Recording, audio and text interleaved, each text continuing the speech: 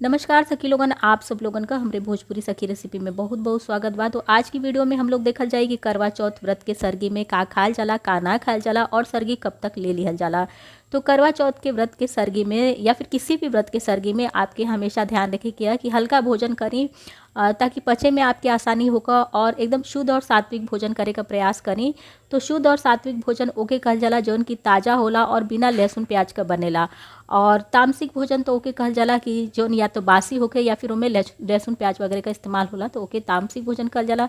तो व्रत रखे से पहले यदि आप सरगी लेते हैं या फिर बाद में भी व्रत के बाद जब आप व्रत का पारण करते हैं तो विशेष ध्यान दें कि भोजन आपका सात्विक होगा। करवा चौथ का सरगी जौन है एकदम सुबह सुबह ब्रह्म मुहूर्त में लियल जाला। तो सुबह सुबह इतना भूख तो ना लगल रहेले, आप चाहें तो एक आध थे गेहूं के आटे का पराठा बना के ले सकीला और एक साथ आप सूखी आलू का भुजिया बना लें, चाहे रसेदार आलू का बिना लहसुन प्याज वाली भुजिया बना के रख सकीला। सुबह सुबह इतना ज़्यादा भूख ना लगेले, एक दो पराठा आप रख सकीला थाली में और थोड़ा सा सूखा मेवा ले लें। और इस सेवई बहुत ज़रूरी होले, सेवई का वीडियो आप लोगन के ऊपर आई बटन में मिल जाए। और कुछ आप फल रख सकीला। तो ये सब बहुत ज़्यादा है, लेकिन आपके एमे से जौन थोड़ा बहुत खा सकीला सवेरे वो खा सकीला। और मीठा जरूर खाएं, मीठा खैले से प्यास बहुत अच्छी भरपूर लगेले। और भरपूर पानी पी लें जिससे आपके दिन भर प्यास का एहसास ना हो और ये सब खैले से थोड़ा सा आपकी भूख का भी एहसास ना हो। और करवा चौथ के व्रत का सरगी जौन होले वो सुबह ब्रह्म मुहूर्त में ही ले जाले, कैसे कि करवा चौथ का व्रत जौन होला सूर्य उदय से लेकर चंद्र उदय तक होला।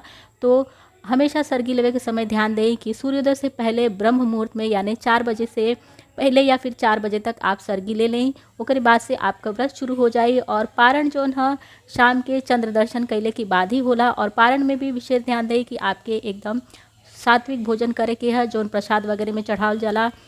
करवा चौथ के दिन वो प्रसाद लें और कुछ सात्विक भोजन बना लें। आपके ऊपर आई बटन में वीडियो मिल जाए, वहाँ पे आप जा के देख सकीला कि पारण में का लिहल जा सकेला। और सरगी आप अपने क्षेत्र की परंपरा के अनुसार लें, जौन अपने क्षेत्र के तरफ सरगी में लिहल जात हुई उसी हिसाब से आप सरगी करें।